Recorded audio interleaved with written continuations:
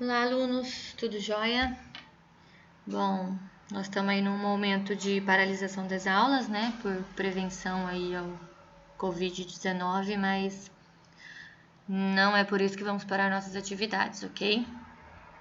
Então, reservem o espaço que vocês estariam em sala de aula, o momento que estariam em sala de aula para ficar atentos ao portal. Fazer atividades, ver os vídeos, dependendo do que cada professor julgar necessário para sua disciplina, tá? Eu vou fazer alguns vídeos para a gente dar continuidade ao conteúdo, tá? Da mesma forma que eu passaria na sala de aula, para a gente não ter tantos problemas, tantos prejuízos com essa paralisação, né? Eu acredito que essa é uma vantagem, né, que nós temos em relação a esse modelo de ensino que a gente adotou, que a universidade adotou, no caso, né? E aí vocês não se prejudicariam. Qualquer dúvida eu vou estar à disposição, tá? Por e-mail, por WhatsApp. E vamos continuar então conversando sobre a mandioca. Hoje a gente vai finalizar o cultivo de mandioca, falando de colheita e comercialização, tá bom? Então, nós vamos falar um pouquinho da colheita e da comercialização da mandioca. Em relação à colheita, existe uma época certa para colheita. E essa época certa ela é em função de alguns fatores. Então, a mandioca ela não existe assim, o período de colheita da mandioca é o mês de agosto, ou o mês de fevereiro, ou o mês de julho, igual a gente vê com algumas culturas. A mandioca pode ser colhida o ano todo, dependendo da região, da época de plantio, do ciclo da cultivar, do destino dessa cultivar. Então, a gente pode ter mandioca sendo colhida o ano todo. Em relação ao ciclo, a gente tem mandiocas de mesa e mandiocas de indústria. Lembrando a diferença aí é em função do teor de ácido cianídrico, né? Se a mandioca contém menos de 100 mg de ácido cianídrico por quilo de raiz, ela é considerada mandioca de mesa ou mandioca mansa. Se o teor é maior de 100 mg por quilo de raiz, aí essa mandioca é considerada de indústria ou mandioca brava. As mandiocas de mesa são colhidas aí com um ciclo de 8 a 14 meses, dependendo da cultivar. As de indústria têm um ciclo um pouquinho mais longo, de 18 a 24 meses, tá? Normalmente a época mais indicada é quando essas plantas estão em repouso. Como é que eu sei que a mandioca está entrando em repouso, a planta? Porque ela vai começar a perder as folhas, tá? Então, de acordo com o ciclo da cultivar, ela vai perdendo a folha quando ela vai entrando em repouso. E aí é a época indicada para a colheita da mandioca, tá? Então, a gente avalia o ciclo. De repente apareceu, por exemplo, um problema de praga ou de doença, pode ter que antecipar um pouquinho essa colheita. Momento de comercialização, você pode antecipar ou retardar um pouquinho a colheita, né? Porque ela é um produto que vai se deteriorar muito rápido. A mandioca ela é altamente perecível, as raízes de mandioca, tá? É um produto muito perecível. Então tem que colher e logo comercializar, senão o produtor vai perder essa mandioca, tá? Então, se ele já tem para quem vender, se aparece um comprador interessante, pagando um preço bom, de repente ele pode escalonar essa colheita em função da comercialização. Da presença ou não de mão de obra na área, né? Porque a colheita, a maior parte da colheita nos mandiocais é feita de forma manual. Até porque a maior parte da mandioca está presente na agricultura familiar. São áreas pequenas, a maior parte. Então, ela é uma parte muito onerosa dentro do custo de produção, a colheita, tá? Ela tem um custo muito alto, muito caro. E aí, a disponibilidade ou não de mão de obra também pode influenciar a época de colheita. Outro fator relacionado também à mão de obra e a época de colheita é o solo, né? Solos mais secos, mais argilosos, mais duros, tem um trabalho maior para colher. E aí eu vou ter que ter uma disponibilidade maior de mão de obra. Então, todos esses fatores estão relacionados com essa época de colheita mais indicada, né? De preferência, fazendo nas primeiras horas do dia, que é um período mais fresco, porque essa mandioca ela vai sendo retirada do campo e ela vai ficando ali no sol até ela ir para o armazenamento ou para comercialização, né? ou pro caminhão para ser retirada do campo. E esse calor de campo aí, quanto mais a mandioca fica exposta, mais ela vai absorvendo esse calor de campo aí, essa luminosidade do sol, essa temperatura alta do sol.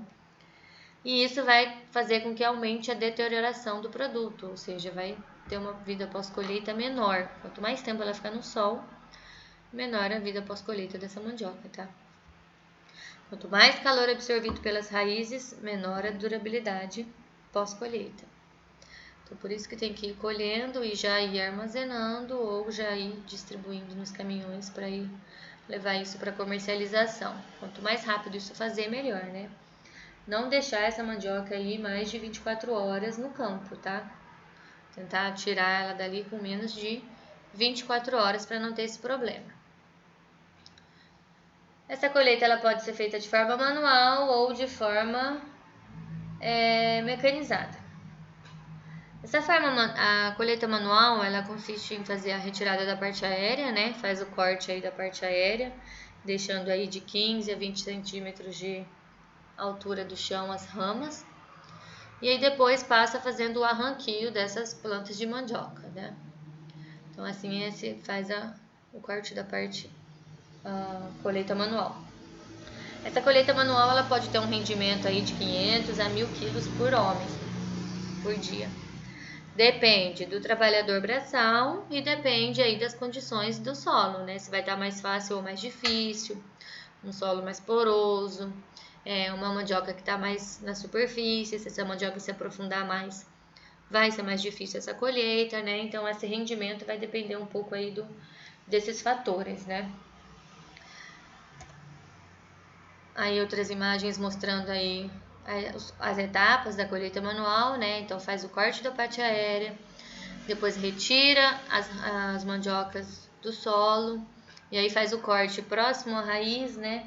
Tomar cuidado para não danificar essa mandioca na hora do arranquio, tomar cuidado para não danificar quando for separar a raiz da planta, né? Evitar jogar ou bater essa mandioca na hora da colheita, na hora de descarregar no caminhão, porque qualquer problema desse pode causar um sabor amargo, pode causar esses danos pós-colheitas, podem vir a escurecer o produto, né? Então, tem que ter alguns cuidados aí durante a colheita, né? A colheita semi-mecanizada, nesse caso aí uma parte do processo seria feita de forma mecanizada. No exemplo da foto, está fazendo o corte da parte aérea da planta de forma mecanizada e depois o arranquio vem sendo feito de forma manual dessas plantas, tá? Então, essa máquina é uma máquina que vai cortando, né, a parte aérea e auxiliando nesse processo aí de colheita semi-mecanizada. Existem maquinários também que vão afofando o solo, tá? Nessa foto aqui a gente vê que o maquinário ele tá ali, a planta tá ainda ali no solo, tá? E aí ele passa afofando o solo para facilitar o arranquio manual dessa planta aí na hora da colheita. E a colheita mecanizada são maquinários, né, que aí eles vão fazer a revirada do solo, revolve o solo, retira essa mandioca do solo e já faz todo esse processo de forma mecanizada, o que é menos utilizado, né, hoje no Brasil. Então, ela é acoplada, né, a um trator, a máquina, tá vendo? E aí, esses trabalhadores aqui em cima, eles vão recebendo a mandioca que vem subindo na esteira aqui, depois que a máquina vai passando. Bom, cuidados importantes durante a colheita, né? Evitar danificar as raízes no arranquio, para não ter perda de produto. Cuidado quando for cortar, né? Que eu já comentei com vocês, retirar aí a raiz da planta, da parte aérea, para não cortar muito rente a raiz. Evitar bater ou jogar as raízes, pode começar a apodrecer, a escurecer, dar sabor amargo na planta, né? Pode servir de entrada para fungos e bactérias e vai começar a dar podridão. Transportar essas mandiocas para um local fresco e com sombra o mais rápido possível para diminuir o processo de deterioração do produto. E comercializar também o mais rápido, já que é um produto muito perecível, tá? Quanto melhor for os cuidados na colheita, quanto melhor o manuseio do produto, maior a durabilidade. Então, maior tempo de vida útil de prateleira. E aí, após colheita, ela pode ser dividida em vários subprodutos, né, da mandioca. Então, a gente tem mandioca frita, polvilho, o amido, tapioca, que hoje está muito comercializada, né? Depois de algum tempo começou a surgir aí, nos últimos anos começaram a surgir muitos problemas das pessoas com alergia a glúten. A mandioca ela é um produto sem glúten, né? E aí isso também contribuiu para o aumento do consumo, principalmente da tapioca, que é feita a partir da prensagem aí das raízes, né? Então, aí existem vários processos pós-colheita que podem agregar valor ao produto, né? Então, dentro da produção de mandioca, a gente pode ter a raiz in natura, a farinha, a fécula, polvilho, bolinhos, coxinha de mandioca, as ramas para alimentação animal, a tapioca, né? Então, tem várias formas aí de se comercializar essa mandioca. Aqui desculpa. Bom, essa figura, gente, fluxograma eu retirei do livro de vocês, tá? Para a produção de farinha. Então, faz a recepção da matéria-prima, das raízes, lava, para retirar o excesso de terra, descasca, lava novamente com água clorada, né, para desinfecção dessa raiz. Faz o corte das raízes, elas passam por um secador ali, por 30 minutos. Depois faz a moagem, né? Passa por uma peneira essa moagem dessa raiz. E aí sai a mandioca, tá? E aí essa peneira dá os diferentes tipos de farinha, mais fina, mais grossa, enfim. Outro subproduto seria o polvilho, tanto azedo como doce, né? Que tem aí alguns diferenciais, né? Que ele passa por um processo de fermentação, o polvilho doce, e decantação do amido, o polvilho azedo, tá? Todos depois da lavagem, da prensagem, rala, né? Descasca, rala, lava essa massa, e aí o que decanta aqui desse amido vira o polvilho azedo, e a fermentação desse amido e dessa massa se faz o polvilho doce. E aí tem outros subprodutos, né, que seria da fécula, do amido, né? Papel, álcool, fermento, papelão, vitamina, plástico biodegradável. Então tem vários outros subprodutos que podem estar presentes aí dentro da pós-colheita da mandioca, né? Aqui, ó, em relação ao plástico, entra nas perspectivas para a cultura da mandioca, ó. Alguns pesquisadores lá da USP desenvolveram um plástico que ele é biodegradável e comestível, inclusive. E aí, feito a partir da mandioca, né? Outra perspectiva para a mandioca é o aumento de mandiocas já processadas, né? E aí, para agregar valor ao produto, né? Mandioca já pronta, frita, congelada, chips de mandioca, né? Tudo isso vem para agregar valor ao produto e vem aumentando aí a produção ao longo dos anos desse tipo de mandioca processada. Em relação ao mercado e a comercialização dessa mandioca, existem diferentes canais de comercialização. Então, o produtor ele pode vender essa mandioca direto para o consumidor. Isso aqui acontece muito quando a comercialização é feita em feiras, né? Aqui, ó, o feirante, né, o varejista, vai direto pro consumidor. Aqui nesse canal B, o produtor vende para o feirante e o feirante vai para o consumidor. No canal C, eu tenho o produtor, o intermediário que distribui para o feirante e depois chega no consumidor. Quanto mais pessoas aqui no meio, menos o produtor vai receber pelo produto, tá?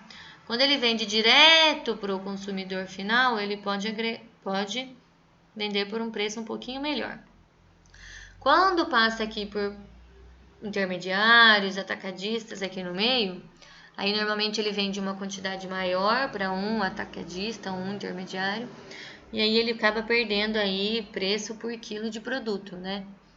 Então, quanto menos pessoas aqui no meio, mais esse produtor vai ganhar. Então, aqui é um exemplo disso que eu falei, né? Do produtor direto, ele indo direto na feira, ele vendendo ali a R$1 o quilo. Exemplo, tá? Agora aqui o produtor, ó, vende para um intermediário, porque é uma quantidade já maior, a um preço menor, o intermediário para o feirante para o supermercado, até chegar na dona de casa, né? Então a gente percebe aí essa diferença de comercialização. Então, porque existe o consumidor de feira livre e o consumidor de supermercado. O consumidor de feira livre, ele busca o quê? Farinha e a mandioca in natura. O consumidor de supermercado, ele consome a mandioca, além da farinha e da mandioca fresca, a fécula, o amido, o polvilho, e aí incluído em produtos de padarias, de confeitarias, né? Então, existem essas duas linhas de consumidores, né? E dependendo da forma que o produtor vai comercializar, ele consegue ganhar mais ou menos no produto. Uma outra forma é, por exemplo, o produtor se reunir em associação, em cooperativa, vender uma mandioca, por exemplo, ó, já descascada, congelada. Ele consegue agregar mais valor ao produto, né? Fazer um chips, fazer uma coxinha de mandioca e vender, né? Então, tudo isso vai agregando valor ao produto. Mas essas são as principais formas de comercialização da mandioca, tá?